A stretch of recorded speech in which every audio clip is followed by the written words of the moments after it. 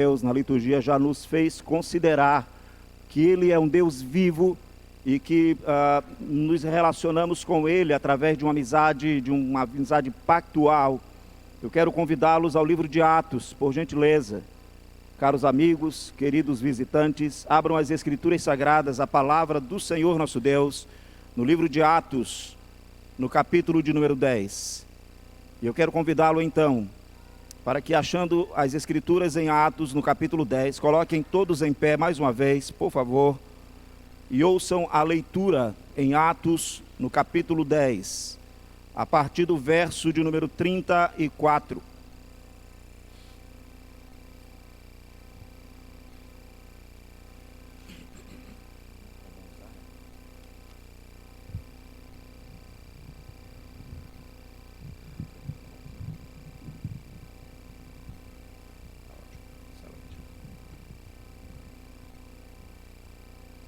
Atos, capítulo de número 10, como eu disse, a partir do verso 34 a 43.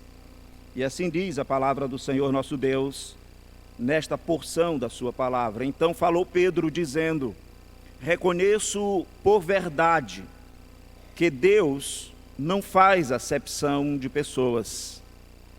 Pelo contrário, em qualquer nação, aquele que o teme e faz o que é justo, lhe é agradável. Esta é a palavra que Deus enviou aos filhos de Israel, anunciando-lhes o evangelho da paz, por meio de Jesus Cristo. Este é o Senhor de todos.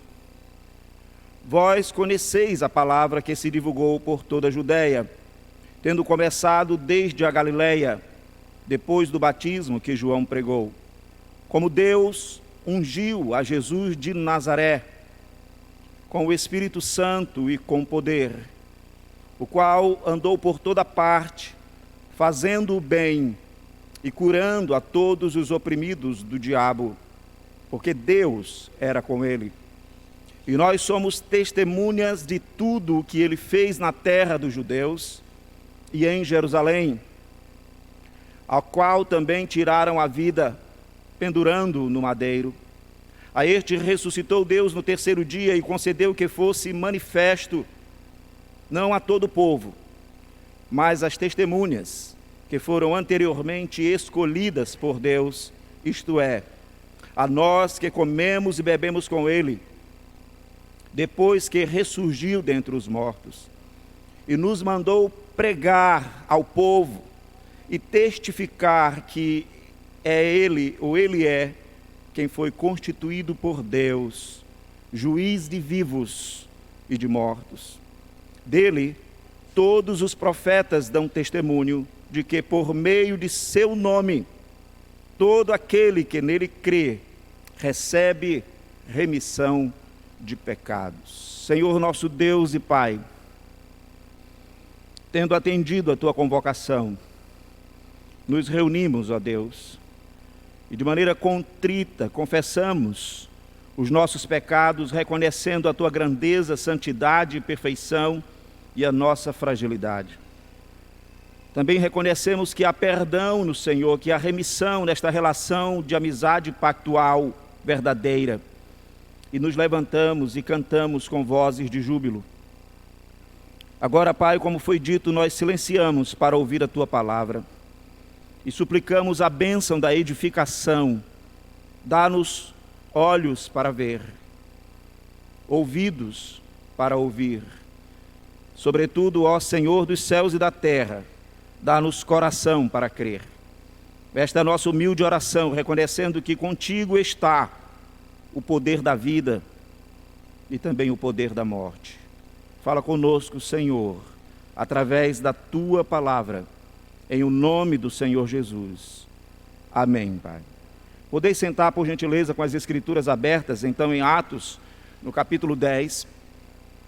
Quando, de maneira introdutória, necessária, nós vamos tentar olhar para esse texto de maneira estrutural, considerando que seria mais apropriado uma sequência de exposições específicas, e neste caso, como pastor visitante, convidado, eu fico mais à vontade para falar de maneira mais estrutural.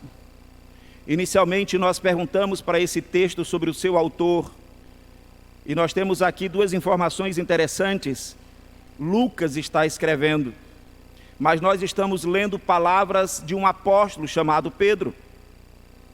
De maneira que quando nós procuramos a intenção autoral neste texto, nós vamos estar oscilando entre estas duas informações. Palavras de Pedro, do apóstolo, que foram faladas, que foram registradas, que foram gravadas por Lucas, e que agora estão aqui arrumadas, editadas, organizadas com um propósito. E de maneira então específica, imediata, o livro de Atos é o segundo volume que Lucas está escrevendo para uma pessoa, como ele diz no começo do livro, por favor. No capítulo 1 de Atos, escrevi o primeiro livro, ó Teófilo, relatando todas as coisas que Jesus começou a fazer e a ensinar. Por isso nós temos essa informação de que Atos é o segundo tomo, é o segundo livro. E de maneira estrutural, muito geral, nós percebemos, analisando esses escritos que Lucas fez para edificar, para fundamentar, para fortificar a fé de um homem, nós percebemos que Lucas trabalhou em ordem os eventos históricos redentivos da salvação. Ele apresenta o Redentor, a pessoa do Redentor no Evangelho, no primeiro livro. E ele apresenta a concretização dos atos, dos eventos históricos redentivos, efetuados pelo Redentor. Ele faz isso seguindo uma estrutura muito interessante que você pode encontrar em Isaías, no capítulo 2, por favor. As profecias a respeito do Messias, as profecias a respeito dos últimos dias, as profecias, os profetas, as escrituras sagradas falando que o Redentor viria, que ele nasceria, que seria concebido, que ele executaria os eventos históricos redentivos que seriam realizados por ele mesmo. Isaías diz então no capítulo 2, e Lucas segue essa estrutura no verso 1, palavra que em visão veio a Isaías, filho de Amós, a respeito de Judá e Jerusalém. Então ele diz: nos últimos dias acontecerá que o monte da casa do Senhor será estabelecido no cimo dos montes, e se elevará sobre os outeiros, e para ele afluirão todos os povos. Quando esses eventos históricos redentivos estivessem acontecendo na pessoa do Messias, Jerusalém seria uma cidade brilhante, altiva, para lá fluiriam os povos, ela que está situada no monte. Lucas segue esta estrutura. A partir do capítulo 9, como você vai ver de maneira muito rápida, para poder termos uma ideia geral da estrutura do que ele fala a Teófilo, o Senhor Jesus irá caminhar para Jerusalém. Mas a profecia continua, diz o verso de número 3. Irão muitas nações e dirão: vinde e subamos ao monte do Senhor e à casa do Deus de Jacó, para que nos ensine os seus caminhos. É interessante que Mateus, no seu evangelho, diz, no capítulo das bem-aventuranças, vendo Jesus as multidões, ele reconhece que aquele é um momento de fazer a ligação com esta profecia. Subiu ao monte e, como se assentasse, passou a ensiná-los, dizendo: bem-aventurados os humildes de espírito. Ele dá o ensinamento. Para Jerusalém estão afluindo as nações. As pessoas estão indo buscar o ensino no profeta prometido por Moisés, em Sião glorificada, prometida por Isaías. Irão muitas nações, diz o verso 3, e dirão: vinde, subamos ao monte do Senhor e à casa do Deus de Jacó, para que nos ensine os seus caminhos e andemos pelas suas veredas. Então ele traz a segunda informação, que é a estrutura do livro de Atos. A primeira é a estrutura do livro de Lucas, e a segunda é o livro de Atos. Lucas parece então perceber isso de maneira muito clara. Ele diz: porque de Sião sairá a lei, a palavra do Senhor de Jerusalém. Aqui basta para que você possa compreender que Lucas nos parece compreender esses aspectos. E aí, como eu disse, no Evangelho, no capítulo 9, é possível perceber este movimento de Isaías. Lucas está narrando o nascimento, Lucas está contando os acontecimentos iniciais do ministério do Senhor Jesus, quando no capítulo 9, no verso 51, ele diz: e aconteceu que ao se completar os dias em que devia ele ser assunto aos céus, manifestou no semblante a intrépida resolução de ir para Jerusalém. Haverá, portanto, o cumprimento das profecias. Lucas está mostrando isso para um homem. As escrituras veterotestamentárias estão sendo cumpridas. Moisés, os profetas, a lei apontavam para um momento histórico, a plenitude dos tempos. A Bíblia é um livro só, as escrituras não são duas. O Novo Testamento é a sequência dos eventos históricos redentivos do Antigo, a realização, a concretização destes atos profetizados, pré-anunciados, de maneira tão minuciosa, como você pode ver em Miqueias, em Zacarias e em outros livros. Aqui no capítulo 9, Lucas segue aquela estrutura de que todos deveriam ir para Jerusalém. O Messias deveria ir para lá, e você percebe, de maneira breve, esse capítulo 9, no verso 57, quando ele usa o verbo indo. Observe o final do 51 que nós lemos: a intrépida resolução de ir. E agora então toda a estrutura do livro do Evangelho de Lucas é ele indo para Jerusalém. Indo ele caminho fora, alguém lhe disse. Um pouquinho mais na frente, no capítulo 10, verso 38, indo eles de caminho. Lucas está narrando, portanto, o cumprimento de Isaías de que o Messias iria para Jerusalém. A sequência é bem minuciosa e seria até exaustiva demais para nós acompanharmos, mas é interessante pular alguns capítulos e você perceber o capítulo 13, verso 22, do livro do Evangelho de Lucas. 13, 22, a estrutura de que há o Messias caminhando para Jerusalém. Os cumprimentos dos eventos históricos redentivos, ele está dizendo para Teófilo, aconteceram conforme estava previsto. Passava Jesus por cidades e aldeias ensinando e caminhando para Jerusalém. Lucas usa essa estrutura e a partir dela ele coloca acontecimentos, ensinamentos, coisas que foram ditas, ensinadas. E aí, para fazer um salto bem grande, no capítulo 18, por favor, deste Evangelho, no verso de número 31, tomando consigo os 12, disse-lhe Jesus: eis que subimos. Observa que Lucas não perde o sentido estrutural de mostrar o Messias indo para Jerusalém. A ideia de subir, porque Jerusalém é o monte. Eis que subimos para Jerusalém, e vai cumprir-se ali tudo quanto está escrito por intermédio dos profetas no tocante ao Filho do Homem. O verso 35, logo na sequência do capítulo 18, aconteceu que ao aproximar-se, Lucas desenha, escreve estruturalmente a ida, a aproximação da cidade. Aconteceu que ao aproximar-se ele de Jericó, e aí ele conta um acontecimento. Aí no capítulo 19, no verso 11, ouvindo eles estas coisas, Jesus propôs uma parábola, visto estar perto de Jerusalém. Por que tanto detalhe? Porque Lucas insiste de mostrar que há uma subida. É claro que ele está considerando o cumprimento das profecias em relação aos eventos históricos redentivos que seriam realizados pelo Messias. Teófilo precisa perceber isto.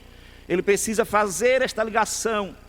O cristianismo, aquilo que está sendo testemunhado e pregado, tem uma correlação histórica com a comunidade do pacto. Não há invenções, não há um diário próprio. Deus eterno, soberano dos céus e da terra, está na plenitude dos tempos dirigindo a história. Lucas diz isso então ainda no capítulo 19, no verso 28. E dito isto, prosseguiu Jesus subindo para Jerusalém, verso 41. Quando ia chegando, verso 43, depois entrando no templo, até chegar na cidade e entrar. Ora, o que nós acabamos de ler é um discurso de Pedro. Lucas quer fortificar, a intenção dele é mostrar para Teófilo que o cristianismo, as verdades do Cristo ressurreto, elas estão alinhadas com os patriarcas, com a lei, com os profetas, que só há uma Bíblia, que só há um Deus, que só há uma verdade e que só há um Redentor. Mas Lucas quer mostrar para Teófilo que não basta ter conhecimento do cumprimento dos eventos narrados no Evangelho. Ele nasceu, ele se encarnou, ele viveu, ele cresceu, ele cumpriu o seu ministério, ele sofreu, ele foi crucificado, morto, ele foi assunto ao céu. Lucas parece dar a entender que ele quer que Teófilo perceba que o Senhor Jesus continua com a igreja. E esta o teor da mensagem desta noite. É nós sermos chamados para um evangelho que não é apenas o cumprimento de profecias, como que uma cortina esteja sendo fechada quando termina o capítulo 28 de Mateus ou o capítulo 24 de Lucas. É nós percebermos que estamos servindo a um Deus que continua conosco, glorioso, ressurreto, dominando, dirigindo todas as etapas da igreja. E é nesse sentido então que ele fala de Atos, daquele cumprimento que o próprio Senhor Espírito Santo diz em Atos 1:8.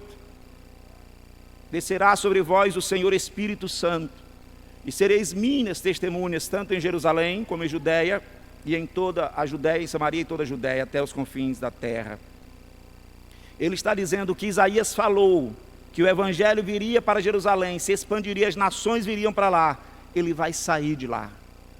Mas o que você precisa perceber é que esse Senhor Jesus, morto, crucificado, ele está reinando no nosso dia a dia. E Lucas então fala ao coração de Teófilo em Atos desta maneira, a partir dos discursos de Pedro. Nós lemos o 5º discurso. Lucas pretende fazer com que o próprio Pedro, um apóstolo, que testemunhou, que foi testemunha ocular dos eventos da vida, do ministério, das pregações do Senhor Jesus, fale ao coração de Teófilo, mostrando o evangelho é algo que tem conteúdo sólido. Ele não é apenas um convite amoroso, sentimental. Venha para Deus, ame a Deus, mas ele traz uma mensagem, um conteúdo sólido próprio, um fundamento bem sólido. De maneira que eu chamo vocês então para o livro de Atos, para o primeiro discurso de Pedro aqui, para nós vermos como que estruturalmente Lucas em Atos está solidificando a fé, o coração, a confiança de Teófilo em Atos. Agora no capítulo 2, no verso de número 14. Quem está falando é Lucas. Quem está se dirigindo a Teófilo é Lucas. As circunstâncias é de um milagre. Um acontecimento de milagre. Eles falaram, várias nações estavam lá, Isaías estava certo, as nações iriam afluir para Jerusalém, cerca de 14 etnias, idiomas, línguas diferentes, e eles estão ouvindo a palavra do Senhor Deus nas suas próprias línguas. E então, Lucas se vale do discurso de Pedro no capítulo 2, verso 14, quando ele diz para Teófilo, então se levantou Pedro com os 11, e erguendo a voz, advertiu-os nestes termos: varões judeus e todos os habitantes de Jerusalém, tomai conhecimento disto e atentai nas minhas palavras. Estes homens não estão embriagados, como vinde pensando, sendo esta a 3ª hora do dia, mas o que ocorre é o que foi dito por intermédio do profeta Joel. O que Lucas está fazendo? Encorajando um crente, para que ele não apenas estude na escola bíblica dominical, que o seu Senhor veio, nasceu, ressuscitou, que ele foi morto, crucificado, ressuscitado e que está assunto ao céu.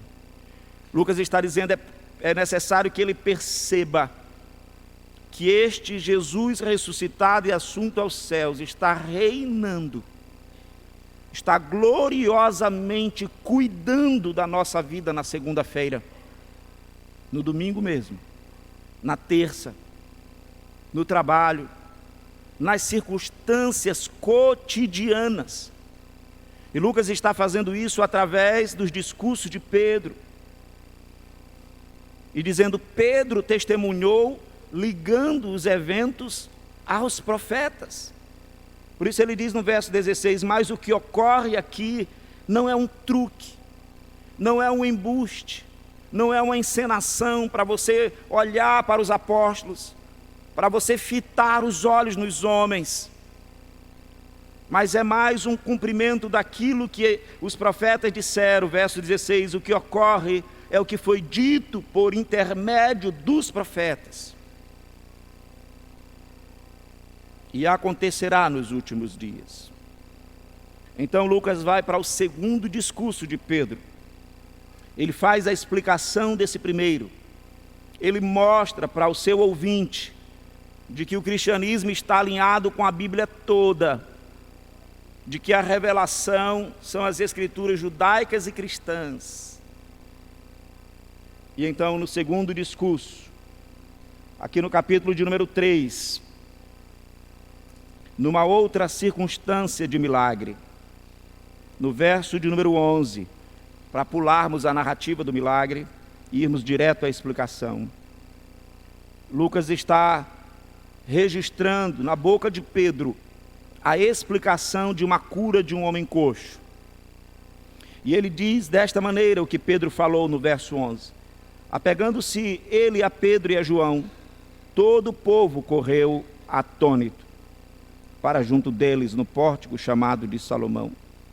À vista disto, Pedro se dirigiu ao povo dizendo, israelitas, por que vos maravilhais disto, ou por que fitais os olhos em nós?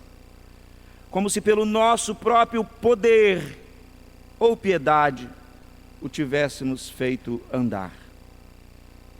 O Deus de Abraão, de Isaque e de Jacó, o Deus de nossos pais, glorificou a seu servo Jesus, a quem vós traístes e negastes perante Pilatos, quando este havia decidido soltá-lo.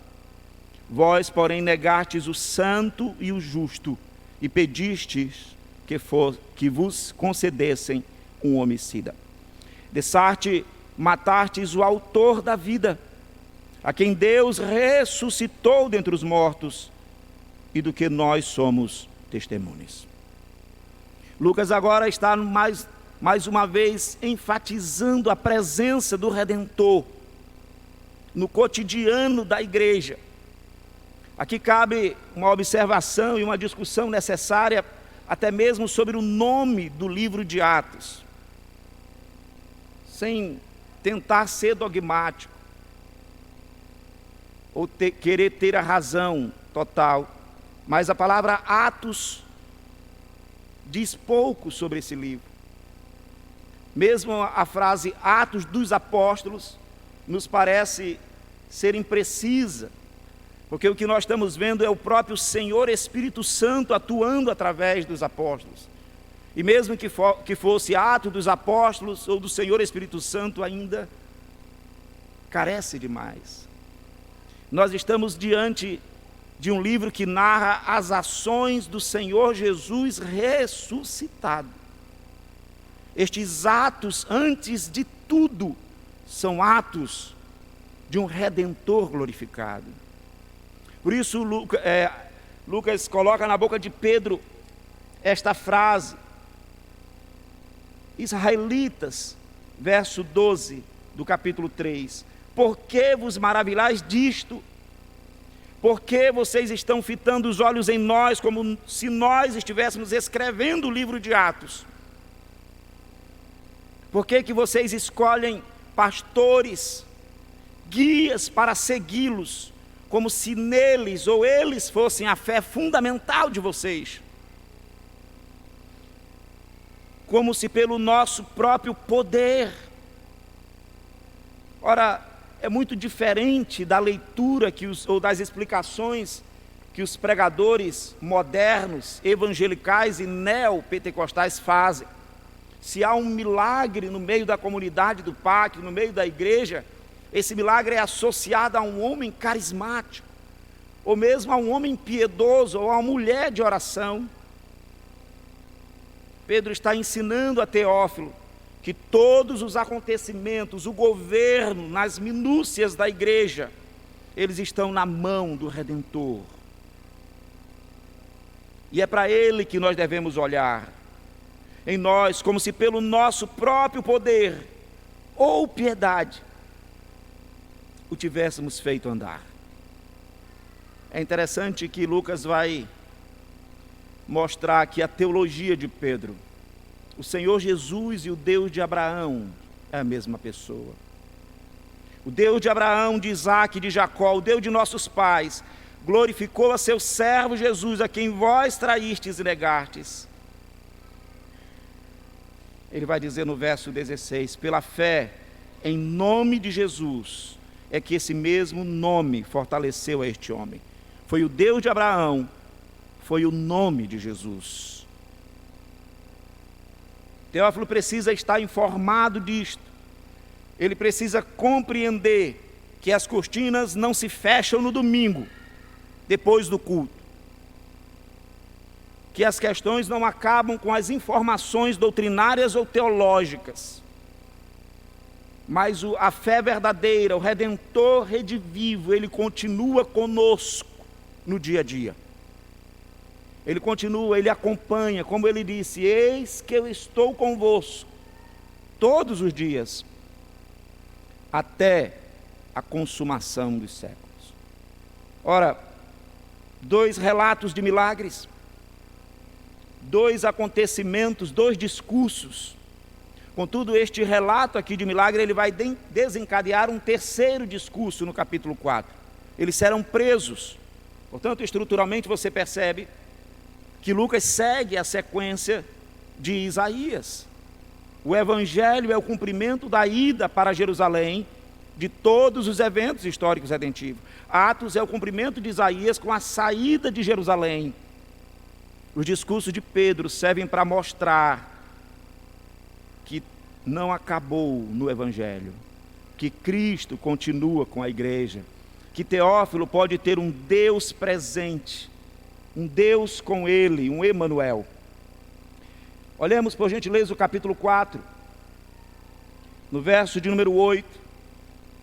É o desdobramento deste evento, é um terceiro discurso que vai haver.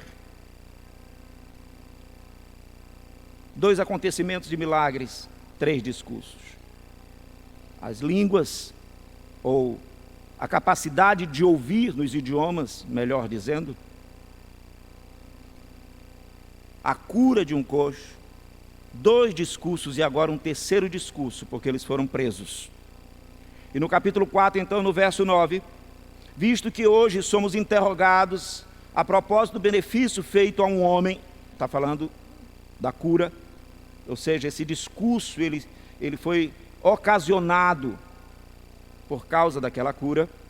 Verso 9, visto que hoje somos interrogados a propósito do benefício feito a um homem enfermo, ou do modo por que foi curado, tomai conhecimento, vós todos e todo o povo de Israel, de que em nome de Jesus Cristo, o Nazareno, a quem vós crucificastes, e a quem Deus ressuscitou dentre os mortos, sim, em seu nome, é que este está curado perante vós.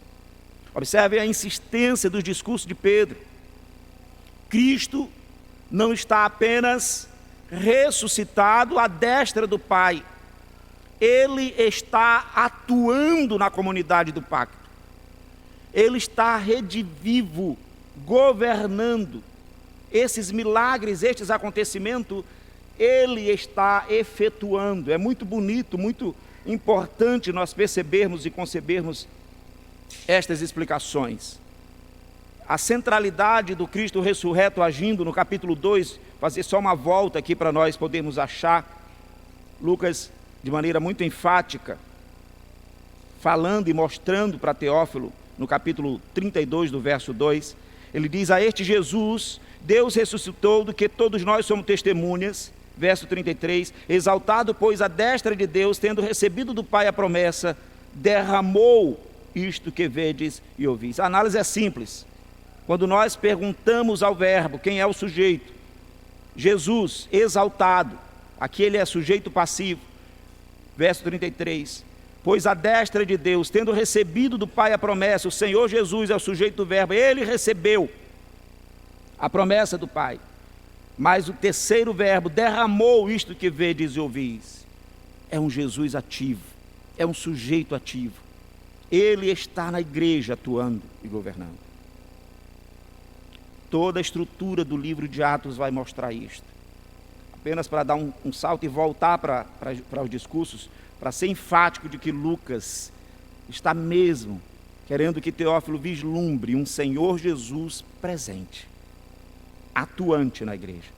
Aqui no capítulo 11, quando Pedro sai de cena, praticamente, no verso 21, em Antioquia, os acontecimentos, todos o livro de Atos, são feitos pela mão do Senhor. Capítulo 11, verso 21, a mão do Senhor estava com eles. Capítulo 11, verso 21. A mão do Senhor estava com eles. E muitos crendo se converteram ao Senhor. A expressão a mão do Senhor é a presença do Senhor Jesus na igreja. Então o que Teófilo está recebendo? O que nós estamos recebendo para fortificar a nossa fé? Apenas, e eu estou usando a palavra apenas no sentido específico, apenas tomando conhecimento das verdades do cristianismo, das doutrinas sólidas, boas, essenciais, apenas ouvindo-as, ou nós estamos também vivendo na presença do Rei, do Redentor, morto, crucificado, ressuscitado, assunto aos céus, mas redivivo, governando a igreja. Ele governa o seu lar, ele está presente nas tuas limitações. Estas são as explicações ou as aplicações necessárias. É isto que o coração de Teófilo está sendo pastoreado, é neste sentido que Lucas está cuidando dele. As cortinas não se fecham no Evangelho, na ascensão. Os atos da história da redenção continuam. Ele é o ator principal, ele é a personagem principal. O Senhor Jesus está agindo, ele que derramou isto. É em nome dele que está sendo curado. É em nome dele que nós ousamos desafiar as autoridades. O discurso seguinte, o quarto discurso, no capítulo 5, por favor. Quando nós cremos nesse Cristo presente, nós não vamos nos intimidar, nós não vamos silenciar, mesmo sabendo de todos os atos históricos redentivos, mas com a boca calada, mesmo sendo experts na doutrina, no Evangelho, no conhecimento da Bíblia, mas sem conseguir testemunhar para alguém. Este quarto discurso aqui no capítulo 4, por gentileza, no capítulo 5, especificamente no verso 29, então Pedro, é numa outra circunstância de prisão. Então Pedro e os demais apóstolos afirmaram: antes importa obedecer a Deus do que aos homens. Ele está dizendo, Lucas está dizendo a Teófilo, quando nós nos relacionamos com Cristo redivivo, reinante, governador de todas as coisas, presente no dia a dia, mesmo que nos mandem calar, silenciar ou fazer um culto apenas dentro da igreja, sem expressá-lo na vida do cotidiano, isto será desobedecido, porque a autoridade está nele.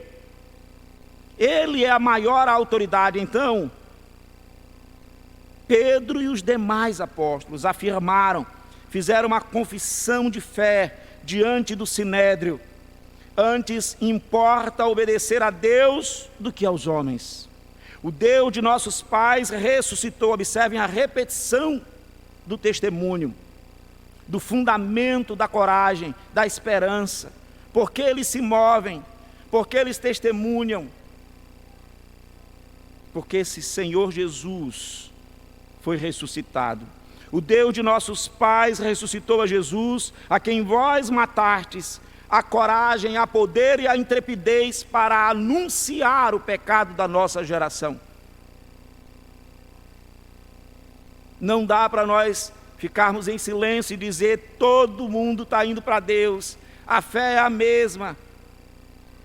Nós podemos enfrentar aquilo que é chamado de politicamente correto, quando nós estamos nos relacionando com um Deus vivo, presente, que está conosco. Teófilo está olhando esta narrativa, está lendo, está tomando conhecimento e dizendo: galileus, confrontando autoridades do Sinédrio, colocando a sua própria vida em risco. Deus, porém, 31, com a sua destra, o exaltou. Esta é a condição do Cristo apresentado a Teófilo. Esta é o estado e é o status do Cristo que Teófilo deve confessar e viver. É para ele, é dele que nós devemos nos lembrar amanhã, no final da tarde, na terça-feira, diante das circunstâncias da vida. Deus, porém, com a sua destra, o exaltou a príncipe e salvador, a fim de conceder a Israel o arrependimento e a remissão de pecados. É por causa disso que nós podemos falar a nossa geração. Pedro ainda vai dizer no verso 32, ora, nós somos testemunhas destes fatos. Por isso que é melhor que Lucas coloque na boca de Pedro para Teófilo. Ora, nós somos testemunhas destes fatos. E bem assim o Senhor Espírito Santo, Lucas aqui se vale daquilo que Deuteronômio já havia estabelecido. Uma asseveração verídica no tribunal precisa de duas testemunhas. E Lucas está dizendo que Pedro fez isso. Nós somos testemunhas. O Senhor Espírito Santo é testemunha conosco. É nesse sentido, queridos, que a fé de um homem está sendo fortalecida no cristianismo. Para que o cristianismo seja uma fé sólida, robusta, gere pais, mães, filhos, relacionamentos maritais sólidos, uma igreja sólida na fé, na doutrina, no conhecimento dos evangelhos, uma certeza absoluta dos cumprimentos históricos redentivos, sem dúvida, mas que também viva na certeza da presença do Rei da Glória, do Cristo exaltado a príncipe e salvador. Ele não apenas salva a nós, mas ele também pode salvar a outros. E é assim que nós terminamos no quinto discurso. O quinto discurso de Pedro é numa outra circunstância com Cornélio, capítulo 10, que foi lido, por favor. É diferente até a estrutura. Pedro não vai falar varões israelitas, autoridades do povo. Ele vai se dirigir de maneira calma, tranquila, como nós lemos no capítulo 10, verso 34. Então falou Pedro, dizendo, porque ele está na casa de um homem que recebeu uma revelação de Deus, no sentido, uma visitação do Senhor Deus, no sentido de que um apóstolo iria procurá-lo, que ele deveria procurar Pedro. Tanto o seu ouvinte, Cornélio, quanto ele estão inteirados das circunstâncias, não precisa essa estrutura dos discursos anteriores. Mas esse discurso ele vai responder a Teófilo: quem pode ser salvo? para quem o Senhor Deus olha. Ele é o príncipe salvador, mas ele é salvador de quem? Ele reina, ele governa e ele salva, mas ele salva quem? Para a grande maioria dos judeus do primeiro século, até mesmo aqueles que estavam abraçando a fé do cristianismo, ele salva apenas os judeus. E aqui então, Lucas mostra para Teófilo que este é um Deus que salva, da maneira como você vai ler agora. Então, verso 34, capítulo 10 de Atos, falou Pedro dizendo: reconheço por verdade que Deus não faz acepção de pessoas. E a partir daqui eu não estarei mais seguindo a estrutura, ou mesmo tentando fazer explicações, mas eu já quero fazer as aplicações. O nosso Redentor salva quem? Quem ele salva? Para quem é a fé do cristianismo? Ora, como eu gostaria, pastor, de ter a sua fé, como eu gostaria de ter essa simplicidade. Estas são frases que eu já ouvi. Como eu gostaria de crer desta maneira acomodada, como eu gostaria de ter uma mente domesticada ou domesticável. Para quem é a fé? É para algumas pessoas, é assim que você pensa? Quem ele salva? Pessoas que resolvem entrar na igreja, fazer de conta que estão acreditando, viverem. Queridos, há um ateísmo secreto no meio do cristianismo. Cada dia as pessoas estão duvidando mais da realidade vívida do dia a dia da fé. Há uma busca efervescente, ou efervescente, melhor dizendo, pela teologia reformada, mas apenas para ser apreciada em grande medida, e pouco para ser vivida, e pouco mesmo com a fé necessária de que esta é a mais poderosa fé do planeta, do mundo, do universo. O Evangelho de Cristo, as doutrinas das Escrituras. Teófilo está sendo ensinado aqui por Lucas, neste discurso de Pedro, que o Senhor não faz acepção de pessoas. Ele foi exaltado a príncipe e a salvador, porque ele tem o poder de salvar mentes dóceis e não dóceis, se isto fosse até uma verdade. Não há mentes dóceis. Todos nós somos inimigos do Senhor. Por causa do pecado de Adão, não há disposição mental favorável. O que existe, na verdade, são manobras da nossa mente. É quando este Redentor poderoso, Príncipe Salvador, nos encontra, que a obra da redenção é feita. É quando nós somos confrontados com a verdade de um cristianismo histórico, real, verdadeiro, coerente. Pesquisas têm apontado que nas Américas, especialmente nos Estados Unidos, o maior índice de enfraquecimento da fé das pessoas está por causa da vida dos pastores, dos religiosos. Esses escândalos do Vaticano, esses escândalos dentro das igrejas, eles são um fator de maior descrença no coração das pessoas. Porque há um sentido em que as pessoas até acreditam naquele que está na frente, dizendo assim: eu quero esta fé igual a dele, mas eu não tenho, eu não posso adquiri-la. E quando eles estão falhando, quando uma multidão desses homens estão escandalizando a igreja, as pessoas estão dizendo: eu sabia que não era verdade. Contudo, Lucas mostrou para Teófilo: é necessário olhar o Redentor. Nós, como ministros, somos frágeis. Que oração bem recebida pela minha alma, antes de subir a esse púlpito, quando o orador disse: ele é imperfeito como nós. está subindo para pregar um homem imperfeito. Que consolo para minha alma quando no domingo passado eu pude ouvir sobre a vida de um patriarca imperfeito. Um homem que tem temores, que gerou estratégias, mas que estava sendo levado para Deus, conduzido à maturidade, para saber que em Deus deveria estar a confiança dele. E ele é citado aqui, o Deus de Abraão, de Isaque e de Jacó. E a cena que eu levei para minha casa do domingo passado, de um servo de Deus, de um patriarca que manqueja, mas que está na mão de um Deus exaltado, poderoso, que governa, que reina. É para Ele que nós olhamos. Quem Ele salva?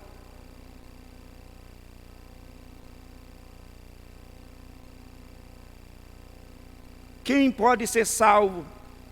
Reconheço por verdade, verso 34 do capítulo 10, que Deus não faz acepção de pessoas. Pelo contrário, em qualquer nação, aquele que o teme e faz o que é justo lhe é agradável. Esta, diz o verso 36, é a palavra que Deus enviou aos filhos de Israel, anunciando-lhes o evangelho da paz, por meio de Jesus Cristo. O que ele está dizendo? Não há mente dócil, nem mesmo a dos judeus. O que há é inimizade. O que eles precisam, a despeito de toda a sua religiosidade, é da paz. A religiosidade não cobre a inimizade. É apenas um jeito de escapar da verdade. O conhecimento teórico das verdades cristãs, dos eventos históricos de Israel, da nação, da comunidade do pacto, não eram suficientes para ser a fé da comunidade verdadeira do Senhor Jesus. Esta é a palavra que Deus enviou aos filhos de Israel, anunciando-lhes o evangelho da paz. Há uma barreira para você não crer. Há uma inimizade entre a tua mente e o conhecimento de Deus. E Ele pediu para anunciarmos esse evangelho da paz, que é por meio de um Redentor, que não apenas cumpriu todos os eventos até a ascensão, mas que está vivendo, é por isso que Ele diz que está agindo, por isso que Ele diz, por meio de Jesus Cristo, este é o Senhor de todos. Entendeu o tempo verbal?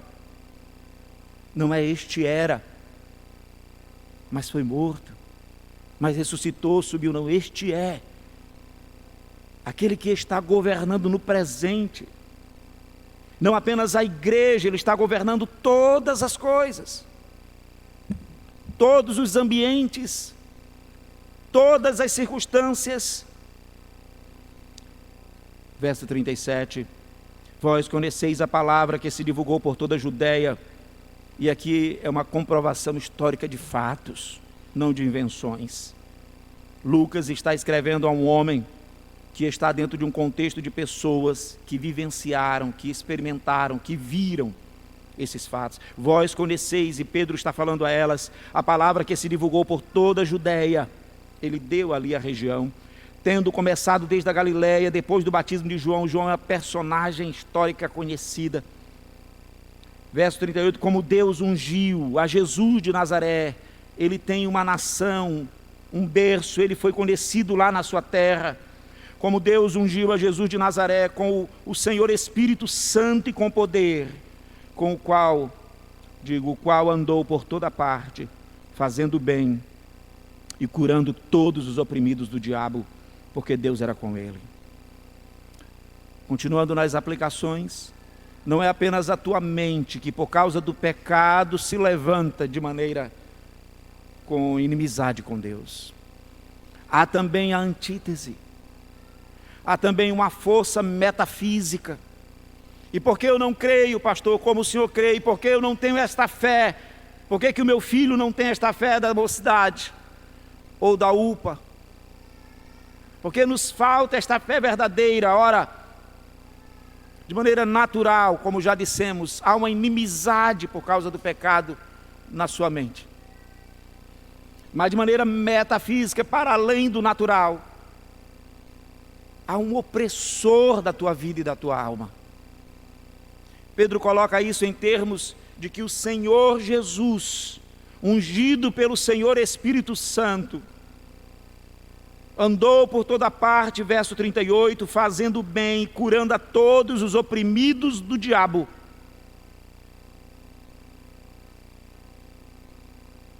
Então não é simples.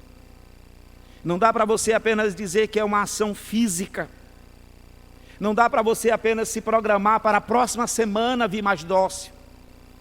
Não dá para você se programar até terminar esse semestre na faculdade, se você já está comprometido com práticas de moral baixa.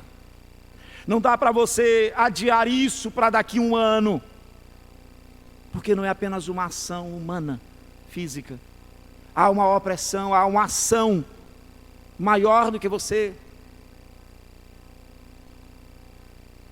É necessário, portanto, aquele que também tem poder para além do físico, aquele que é o Salvador homem, mas que também é o Salvador Deus, Jesus, o nosso Redentor maravilhoso.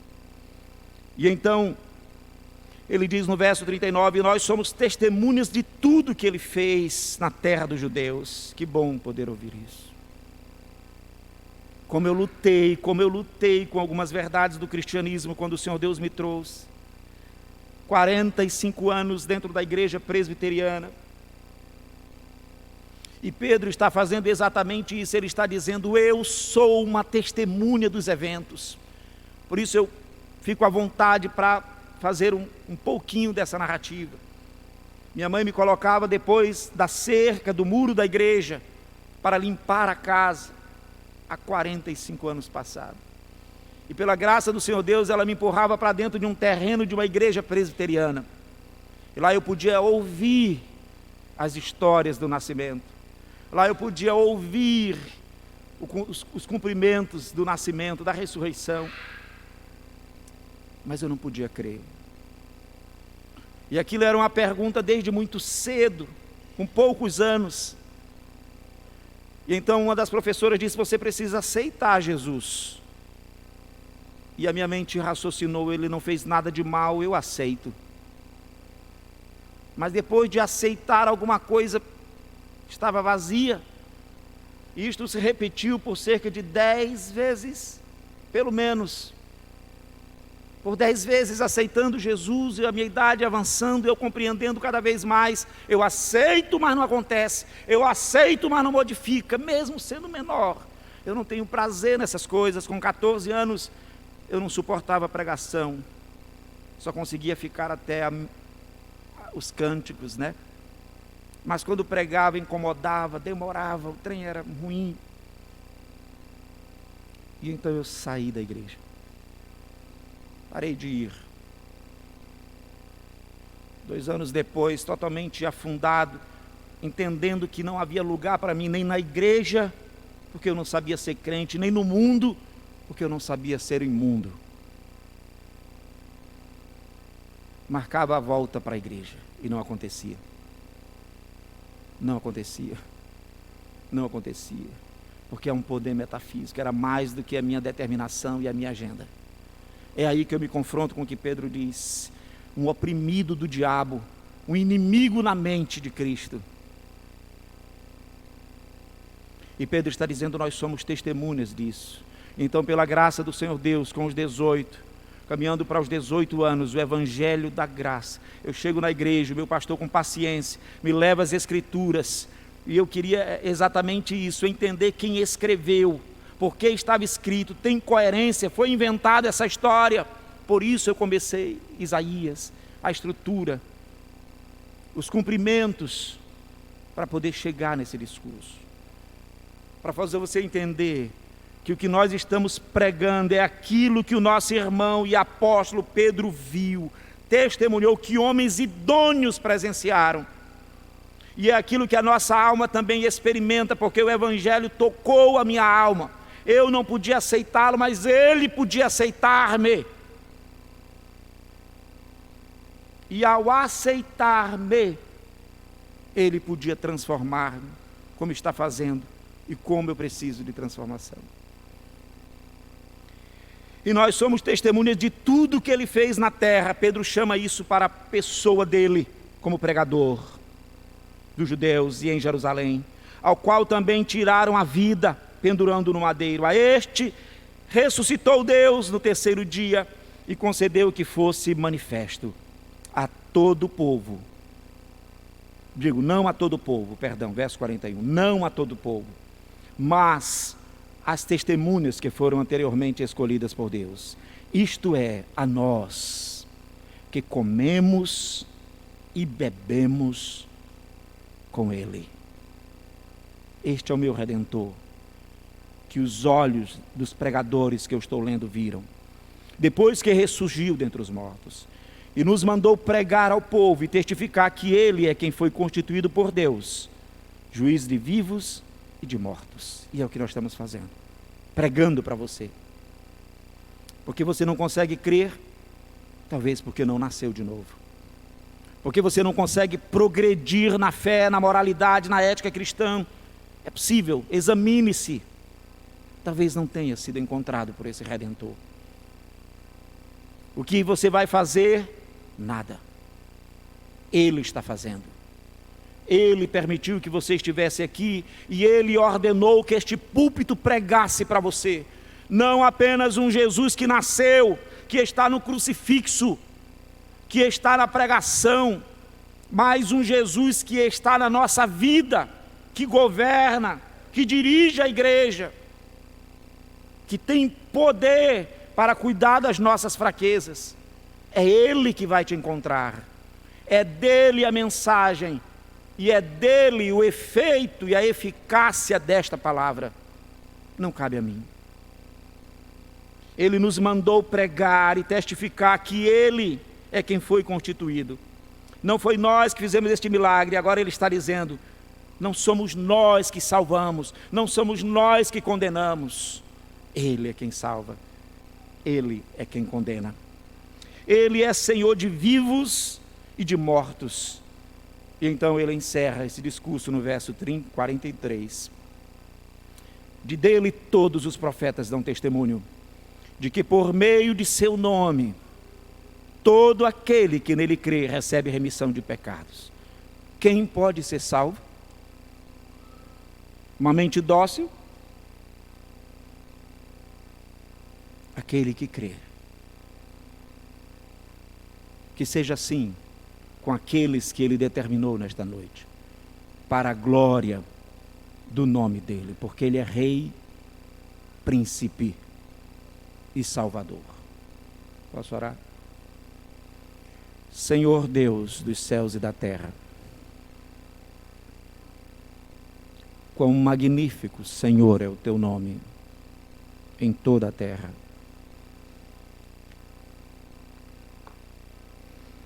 Toda a terra, Senhor, está cheia da Tua glória. E nós somos felizes e tidos por bem-aventurados quando nós podemos contemplar a Tua glória. Mas há uma inimizade, ó Deus, como as Escrituras dizem. O pecado que começou em Adão passou a todos os homens, porque todos pecaram e carecem da glória, destituídos estão desta glória. Por isso, Pai Santo, nós Te louvamos pelo Redentor, o Senhor Jesus, porque é atestado de todas as formas, ó Deus, que Ele é o verdadeiro Messias, o verdadeiro Salvador. Ele cumpriu todas as profecias, Ele realizou todos os eventos históricos redentivos até a ascensão, e agora Ele governa e nós esperamos a consumação, a sua volta. Louvado seja o Teu nome, ó Todo-Poderoso, porque o Senhor ordenou a criação, permitiu e decretou a queda e providenciou, Senhor Deus, a restauração, a redenção. Podemos aguardar, portanto, o último estágio, 3 estágios cumpridos, não há dúvida, Pai, que o terceiro estágio se realizará. Tu hás de vir, o teu filho virá, e louvado seja o nome dele. Dá-nos olhos, nós te suplicamos. Dá-nos ouvidos, nós clamamos. Dá-nos coração, tira de sobre nós a maldição do pacto, que cega os olhos, que tapa os ouvidos e que endurece o coração.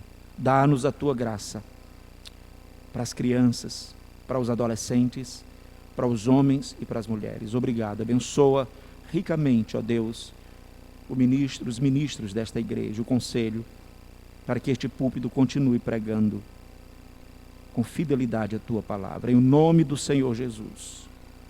Amém, Pai.